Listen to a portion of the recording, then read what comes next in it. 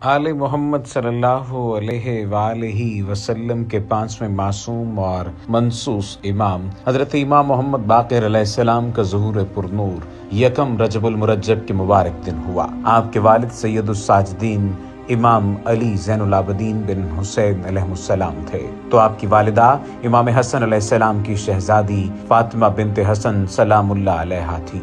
यूं आपकी शख्सियत हसनियो हुसैनी अनवार का हसीन संगम थी। अल्लामा बाक़िर मजलसी तहरीर फरमाते हैं कि जब आप बत्न मादर में तशरीफ लाए तो आबा व अजदाद की तरह आपके घर में आवाज़ गैब आने लगी, और जब 9 माह के हुए तो फरिश्तों की बेइंतहा आवाज़ें आने लगीं और शब ज़हूर एक नूर जाहिर हुआ। इमाम पंजम ने अंबिया और दीगर आइमा की तरह ज़हूर के बाद किबला रू होकर आसमान की तरफ रुख फरमाया और सैयदना आदम अलैहिस्सलाम की मानद 3 बार छींकने के बाद हमदे खुदा बजा लाए। आप खत न करदा, नाफ बुरीदा, तमाम आलाइशों से पाक और साफ मुतवल्लद हुए।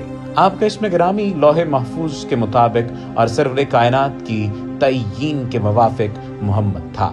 आपकी कुनियत अबू जाफर थी और आपके अलकाब कसीर थे, जिनमें बाक़िर, शाकिर और हादी ज्यादा मशहूर हैं। आप 57 हिजरी में इस दुनिया के अंदर तशरीफ लाए। वाक़या करबला के वक्त आपकी उम्र 3.5 बरस थी। आप इस नन्ही उम्र में अपने वालिद इमाम ज़ैनुल आबिदीन अलैहिस्सलाम के हमरा मैदान करबला में मौजूद थे और सफ़र व कैद की सख्तियां भी आपने झेली। आपका बचपन सब्र और ज़ुहद के शहंशाह बेमिसाल यानी इमाम ज़ैनुल आबिदीन अलैहिस्सलाम के साए में गुजरा। इमाम बाक़िर अलैहिस्सलाम को अपने वालिद के तकवा के साथ साथ इल्म भी विरासत में मिला, जो जल्द ही आपकी पहचान बन गया, यहाँ तक कि आपको बाक़िरुल उलूम के नाम से पहचाना जाने लगा। इमाम बाक़िर अलैहिस्सलाम 37 साल की उम्र को पहुंचे तो बदबख्त लईन उमवी हुक्मरान वलीद बिन अब्दुल मलिक ने आपके वालिद इमाम ज़ैनुल आबिदीन अलैहिस्सलाम को जहर दिलवा कर शहीद कर दिया।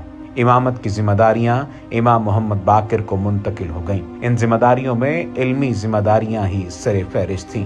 किसी मासूम की इल्मी हैसियत पर रोशनी डालना और वजाहत करना नामुमकिन है। अल्लामा इब्न शहर आशूब लिखते हैं कि इमाम मोहम्मद बाक़िर अलैहिस्सलाम का अपना इरशाद है कि हमें परिंदों तक की जुबान सिखाई गई है और हमें हर चीज का इल्म अता किया गया है। रोज़तुस सफ़ा में है, खुदा की कसम हम ज़मीन और आसमान में खुदा बंदे आलम के खाज़ने इल्म हैं और हम ही शजरा नबूवत और मादन हिकमत हैं। वही हमारे यहाँ आती रही और फरिश्ते हमारे यहाँ आते रहते हैं। यही वजह है कि दुनिया के ज़ाहिरी अरबाब इक़्तिदार हमसे जलते और हसद करते हैं। उलमा फरमाते हैं कि इल्म दीन, इल्म अहादीस, इल्म सुनन और तफसीर कुरान, इल्म सीरत, इल्म फ़ुनून, अदब वगैरह के ज़ख़ीरे जिस कदर इमाम मोहम्मद बाक़िर अलैहिस्सलाम से ज़ाहिर हुए, इतने इमाम हुसैन और इमाम हसन की औलाद में से किसी और से जाहिर नहीं हुए। इमाम जाफर सादिक अलैहिस्सलाम के जिनके नाम से फ़िक़्ह जाफरिया मंसूब है, इमाम मोहम्मद बाक़िर अलैहिस्सलाम की तालीम और तरबियत का ही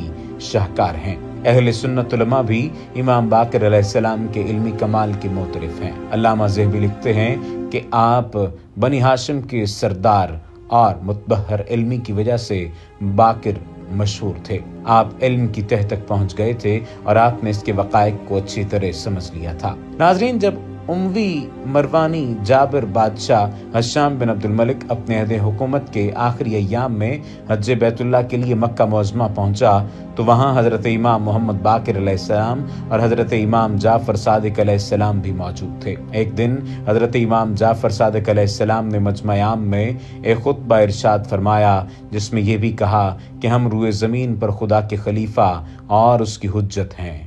हमारा दुश्मन जहन्नुम में जाएगा और हमारा दोस्त नेमात जन्नत से नवाजा जाएगा। इस खुतबे की इत्तला हशाम को दी गई।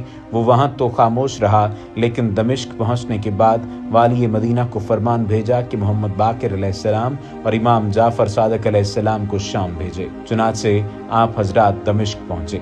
उसके बाद इमाम ने फरमाया कि ए बादशाह, हम मादने रिसालत हैं, किसी अमर में हमारा मुकाबला कोई नहीं कर सकता। ये सुनकर हशाम को गुस्सा आ गया और बोला कि आप लोग बहुत बड़े बड़े दावे करते हैं। आपके दादा अली बिन अबी तालिब ने गैब का दावा किया है। आपने फरमाया, बादशाह कुरान मजीद में सब कुछ मौजूद है और हजरत अली इमाम मुबीन थे, उन्हें क्या नहीं मालूम था। अल्लामा मजलसी लिखते हैं कि इस वाक़े के बाद حشام نے والی مدینہ ابراہیم بن عبد الملک کو لکھا کہ امام محمد باقر کو زہر سے شہید کر دے۔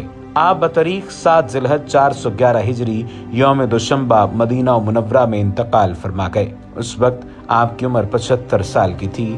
آپ جنت البقیع میں اپنے والد امام سجاد علیہ السلام کے پہلو اور سیدہ کائنات سلام اللہ علیہا کے قدموں میں دفن ہوئے۔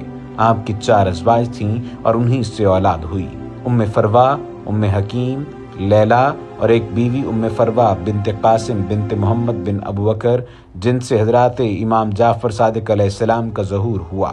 علماء لکھتے ہیں کہ حضرت امام باقر علیہ السلام کی نسل صرف امام جعفر صادق علیہ السلام سے بڑی ہے۔